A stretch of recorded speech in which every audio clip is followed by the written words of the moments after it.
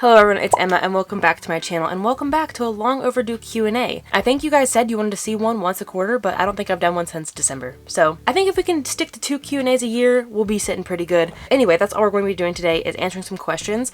I asked you guys on YouTube, on Patreon, and on Instagram. And let's get to answering your questions. We're going to start with the Patreon questions first, just because they are paying to be here. First question we have is from Blanche. Do you have enough vital space in the RV long term? I would fear always having my significant other on my back. The answer is yes. I think we have enough room. Would we like a little bit more room? Probably. This RV is probably medium sized. It's honestly on the small end for most American RVs. I'm looking at our neighbors right now. Theirs is like easily 50% bigger than ours. Perhaps more, but we have everything we need. It really is like an exercise in minimalism in that aspect. Like, you have what you need, a few wants, because you still want to live comfortably, you still want to like live happily, but we don't live beyond our means anymore. We don't keep things that don't bring us joy and that don't have a purpose in our home anymore. As for space, like amongst ourselves, I think I just talked about this in the last patron video actually.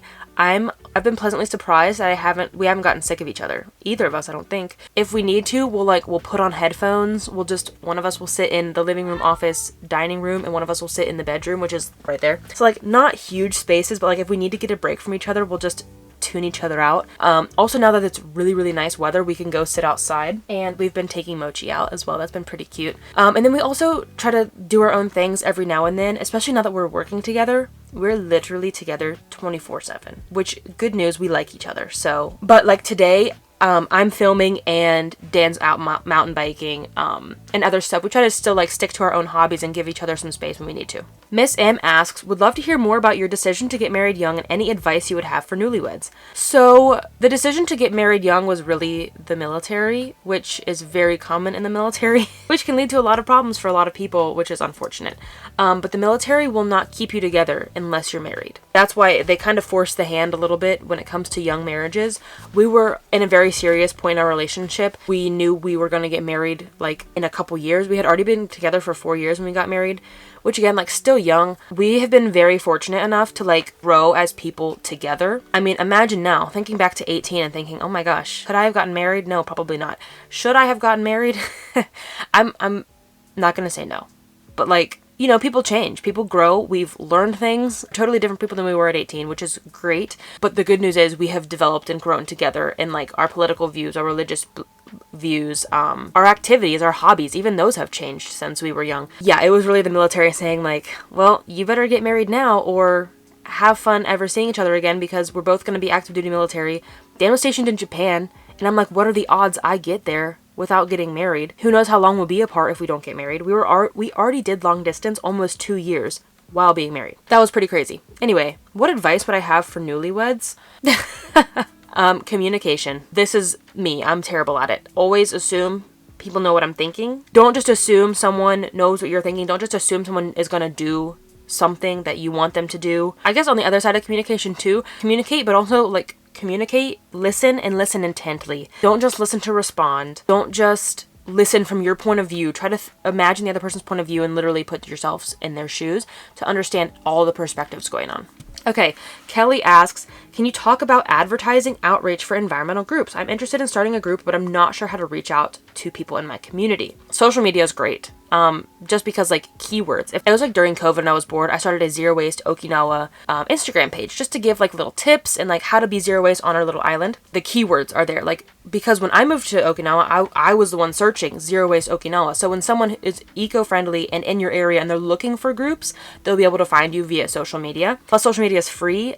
Other than like creating a website, that can cost hundreds of dollars. So stick to like a free Instagram or even just a free Facebook group, a community group to join where people can like actually have conversations and meetups, plan events. Facebook is great for that. Other than that, you can like advertise via other groups. And what I mean is, if you're a part of, for me, for example, I'm on like Zero Waste Spokane, Buy Nothing Spokane, Vegan Spokane. So, and those are all kind of overlap. They're like a Venn diagram. So say you're the one who creates the Zero Waste Spokane page. You can get on the vegan page and be like, hey, I'm sure a lot of you are eco-friendly. Come join my Zero Waste Spokane group. That's one way you could advertise. You could also like ask to hang up little flyers in, maybe if you have a local refill store or a bulk store, or even just like cafes, just say, hey, come join our Zero Waste Spokane group. So hopefully that helps. Okay, moving on to the questions from YouTube.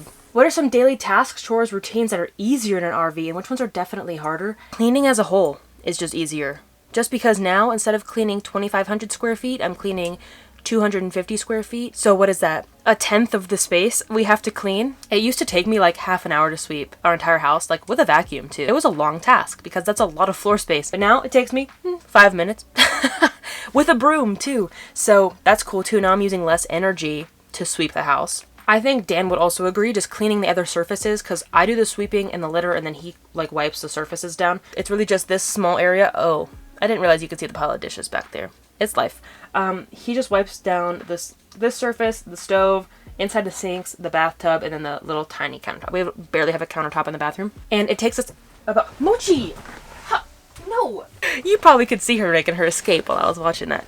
If you don't latch it tight enough, she will manage to find her way out. And so yeah, we end up finishing our cleaning about the same time, so I think he would agree that cleaning has been a lot easier. Groceries though? Mochi. Groceries have definitely been harder, and not like harder to grocery shop, harder to store everything because we have less space. During COVID, we shopped 2 weeks worth of groceries at a time, which I can't even fathom doing now.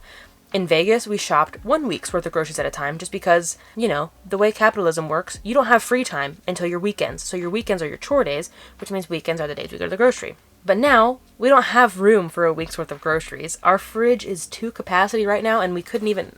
I got a pizza back here. We couldn't even fit the pizza. So the pizza's out. So it's really just annoying. And then even like our pantry space isn't very big either. I think the only other thing that's like difficult in here is just like finding the space to work around each other. So like when one of us is cooking and the other one's like trying to work or trying to feed the critters or doing whatever, we have to like really scoot around each other. There's not a lot of room to prepare stuff either. Like we have to use the counter space over there and the table to prepare dinner. So preparing dinner kind of takes up a lot of room. Next question, what are your favorite travel destinations you've been to? We'll keep it US and then we'll do abroad. I'm gonna do abroad first. Japan, period. That's it. All of Japan. Go see every square inch of it. It's all amazing. Okay, now I'll break it down. Japan. My favorite places in Japan, can I name only a couple? Mount Fuji. Chef's kiss. So magical. And like in winter, you have to see it snow-capped. You have to see snow-capped Fuji. You just have to. We got extremely lucky, and like at the time we were really bummed because we were in Japan during COVID, so all of our international travel got canceled, but that meant we could travel all of Japan, like all of it.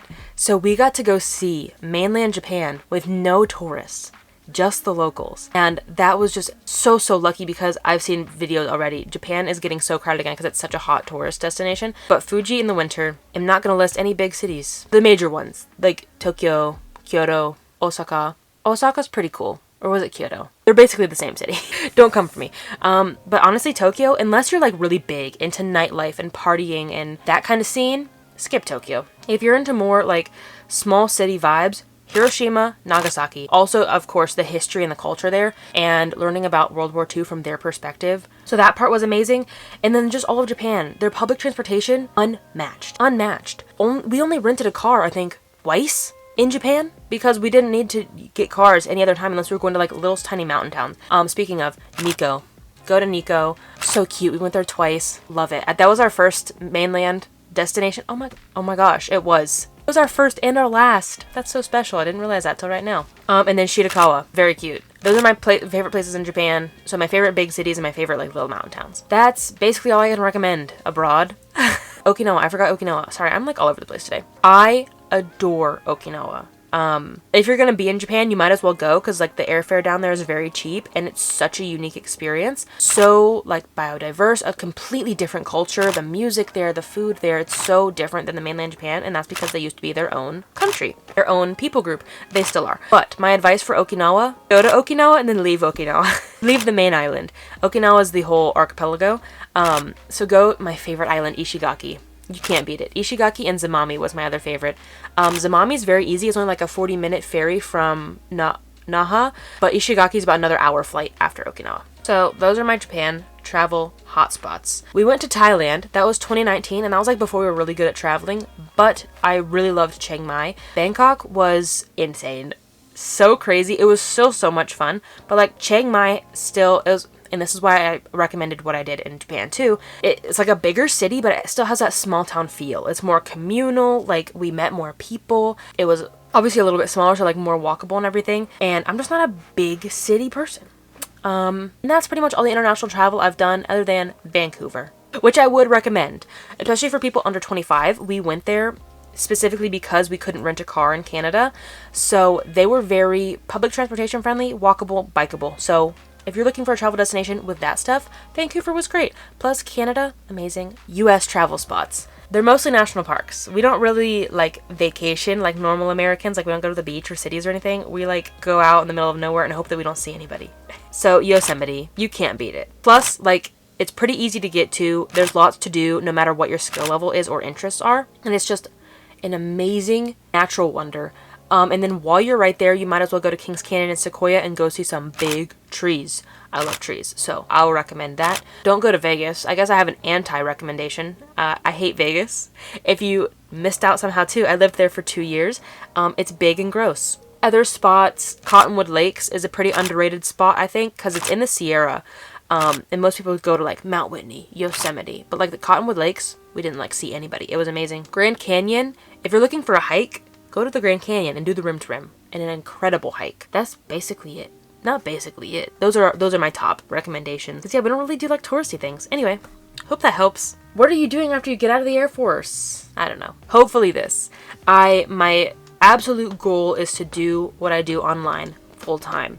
And when I do it full time, I can do more. Like I can give back to you guys more. I can build Patreon more. I can maybe do some more free guides. I can make more YouTube videos. I can work with more really cool brands and do more. And what I also want to do with like my platform is like do more in-person stuff, like host cleanups, volunteer, like host a clothing swap, volunteer with my local community, make videos about it, advertise for like my local communities like the Spokane Refillery and so forth. And it should work out. I have a really good feeling about it because I have been doing really well this year with like sponsorships and getting a feel for making content. It's a great job that I can do anywhere, which is good because Dan likely wants to do seasonal work, meaning we're going to be moving around a lot, which means like if I want an in-person job, I'm also going to have to move around a lot and have to find something seasonal or just something like temporary, like working at a restaurant or something, which isn't necessarily my cup of tea. And I feel like I could probably make more money doing this anyway. So I might as well just do this. If I have to, I'm totally down to like do something on the side to supplement my income if this isn't enough money. Now, what I think would be really cool, and I think what we're actually striving towards is Dan working seasonally in national parks and then me applying to be a camp host, which means that we would have free housing. Obviously we have this is paid off, so this is considered free, but we do pay rent to park it somewhere. When you're a camp host, you don't pay, you volunteer. And I'm like, I'm going to be volunteering probably anyway, so I might as well be using my volunteer time to get us a free camp spot. So hopefully that's what happens. I can keep doing this. Therefore, by me doing this full time and doing more of it, I can hopefully make more money and hopefully make this a significant income and consider it a legitimate job. You speak another language. Thank you for asking. I love languages. I have 2, I guess you could call them special interests. Trees and language. I've always been fascinated by language. My bachelor's degree is in linguistics. I speak, I guess Japanese is probably my strongest language, second language now. I've got to be rusty. It's been 2 years since I left Japan, which is crazy. It's been that long already. I'm probably a little bit rusty. I'm even more rusty with Spanish. I did 5 years of Spanish in high school and college, so surely it's in there somewhere. I know a tiny bit of ASL and a tiny bit of Hungarian. Is that it? I don't know. I'm just really good at like picking up random things from language and like also just being able to tell what language like English words come from. So like I can roll off a few words in like French and Chinese, probably Italian, German, like, but the languages I actually know elementary level of: Japanese, Spanish. There's your answer. Okay, moving on now to the Instagram questions. First, what advice can you give on reducing waste while traveling? I feel like I create so much trash. Good news for you. I don't know if it's next week's video, but some other video coming out in June is a zero waste travel video. I also have some videos from the past, a zero waste travel playlist back when I was like really focusing on zero waste travel. And you can check out that full playlist up here and down below. But my tips right off the bat: bring your reusables, reusable water bottle, coffee cup, utensils, containers, and bags. If you can. I know they can probably take up a lot of space, so depending on your mode of transportation, how many bags you want to take. Also just like look around for zero waste snacks, like if you're out and about.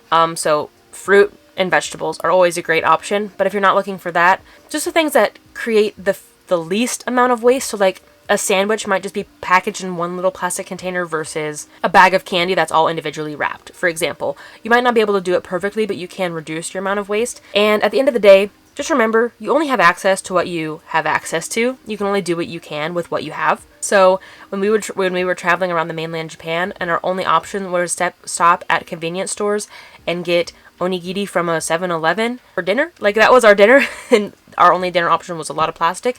You gotta do what you can. You can also dine in as much as possible, or bring your reusable containers when you get stuff to go, and hopefully reduce waste that way. And then of course, e-boarding passes can reduce a lot of waste. How do you get your job to be more sustainable? Hopefully that's not too loud. Maybe if I close it. More good news. I already have a full video on how to be zero waste at the office. You can check it out up here. So it is tailored mostly for an office job, because I used to work an office job. So this isn't probably the best if you like work retail or at a restaurant or like a construction job. But some easy tips is to just either remind your coworkers like via email, or post little signs and remind people to turn off lights when they leave the room. I see that so many times. I'm like, hey, is anybody in here? No answer, because the lights are all on. That's one. You can also, even just like by bringing your own reusable water bottle, that can encourage your coworkers to do the same thing. And you can also just tell them how much cheaper it is. That's always an influence. Now, that's mostly focused on coworkers. What about your actual job or your workplace? One other thing I did, no matter where I moved, is I started a recycling program. I have yet to do it here. I'm working on it. I need to find some bins. So that's a great way to make the entire workplace more eco, is start recycling. It might be a little bit of work for you just because you do have to take the brunt of the workload. But more good news. I have a whole video on how to start a recycling program as well. You can check it out up here. And other things too, like you can go talk to your supply people and ask them like, hey, can we buy recycled toilet paper and recycled printer paper instead? I don't know what normal jobs are like. I've only ever been in the Air Force. But in the Air Force, we would have training days. I imagine other places have to have training days, right? You could volunteer to give a presentation about like sustainability in the workplace, and you can, other tips from my Zero Waste in the Workplace video, you can throw those in there. I don't care if you use them. In fact, I want you to use them. I want everybody's workplace to be eco-friendly. So that's something you could do to like educate the masses. And those are my biggest tips off the top of my head, so hopefully those help. Next question. Favorite books I've read this year? Let's go to Goodreads. You can find me at Goodreads. Here's my handle. If you would like to be book friends and also read my reviews. Let's see what I've read this year. I think I've read 15 books this year. I upped my goal from 24 to 30. My favorite books this year. That's probably, yeah, I guess that would be one of my favorite fiction books I read this year was Red, White, and Royal Blue. It's like a sweet, it's a very wholesome, cute love story about the first son of the United States and the prince of the UK. So it's kind of like a global thing too. I also really like The Nightingale by Kristen Hanna. That's a World War II story about two sisters and just how their stories overlap and intertwine and also differ throughout the war. Of course, The Hunger Games. I reread the series this year because the new book came out and the new movie is coming out, The Ballad of Songbirds and Snakes, and I'm like, well, I'm gonna need a refresher. Also, it's having a renaissance right now on TikTok, so I'm like, I gotta jump on the train. Still some of my favorite books. Like, they live up. But unfortunately, The Ballad of Songbirds and Snakes is not up there on my list. I didn't like it. You can go read my review on Goodreads. And then right now I'm reading How to Read a Tree. So that's my favorite so far nonfiction book of the year. I've only read like 2, 3. I read a memoir. So this is my third nonfiction book of the year. Last year I focused heavily on nonfiction and I got really burnt out of reading and didn't read a lot. So this year I'm like, nope, I'm going to read what I want to read. Fiction or nonfiction, I don't care. So I've read a lot of fiction and it's really kept me inspired to keep reading. Oh, I need my questions pulled back up. Is your preference bioplastic or just plastic? This is extremely nuanced, and I touched on most of that nuance in this video, the truth about bioplastics. I think bioplastics are great in that they often are made from food waste. Amazing, keeping that stuff out of the landfill. Sometimes they're not though. Sometimes they're made from virgin materials, which is upsetting. So that's cool. They use less resources and they are less pollutive to create generally. If they are 100% plants and they're made from food waste. So again, look at all this nuance, all these caveats. Some bioplastics are like 50% regular plastic, 50% bioplastic. Terrible. It can't be recycled or composted at that point. And it all really comes down to, do you have access to commercial composting? Because if you're just using a bioplastic because it's more eco-friendly, but you can't recycle it or compost it, it has to be thrown away. That's the point. I'm not saying plastic is better, but what I am saying is that bioplastics aren't as good as we think they are. Generally speaking, Regular plastic probably is more likely to be recycled, but even then, plastic recycling rates are just so terrible.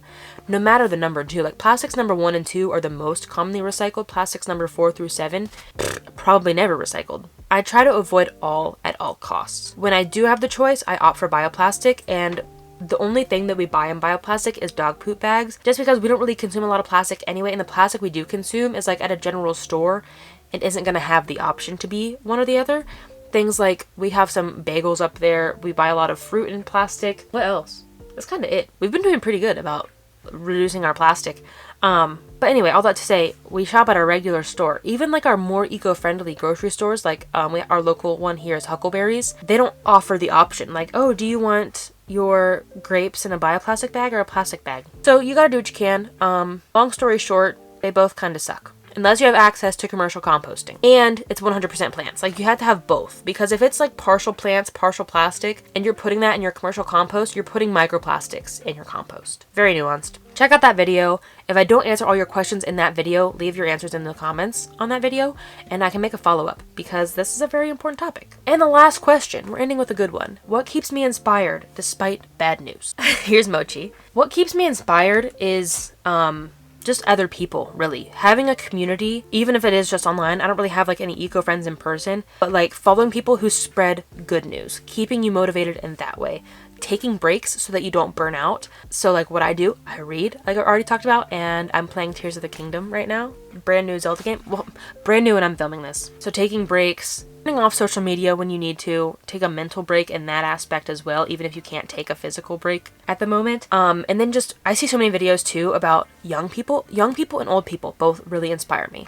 Young people because, first off, it's really sad that they have to fight for their future. They're like 12. But their hope, their education, their like wisdom even really keeps me inspired, as well as the elderly, people who know that they aren't going to be around to see the effects of climate change, but who are still like, we need to save this planet for the young folks. That makes me so inspired to keep making changes as well. To know that even though I might not live to see the fruits of my labor, someone will. And that's what matters. That was kind of wise of me to say. Thank you for watching. Thank you for submitting your questions. I love getting to interact with you guys in this way. If you have any more questions, just leave them down below and I'll answer them in a comment. And stay tuned for future Q&As. I post the question boxes on Patreon, the YouTube community page, and on my Instagram stories. If you missed out, stay tuned on all of those platforms. You don't have to like go join Patreon if you can't, or just simply don't want to. That's fine too. But yeah, that's all that I have for now. Thank you for watching. Thanks for coming along, especially on these chill videos as I'm like working to figure out my life and my new work schedule and what my job is going to look like in the next few months. The future is crazy. Present is crazy. Life is crazy. Thanks again. I appreciate your time. I just realized it's sunny and it's almost 9 o'clock. I went back to the coffee shop earlier and they were closed. They don't open till 9, so I have to go back. Anyway, thanks for watching. Remember that your small actions really do make a big difference in the long run. I will see you in next week's video. Bye, guys. Okay, I think we're good. Is it straight? It is straight enough. Oops, I did not want to hit that. I'm just sitting here playing with my backpack.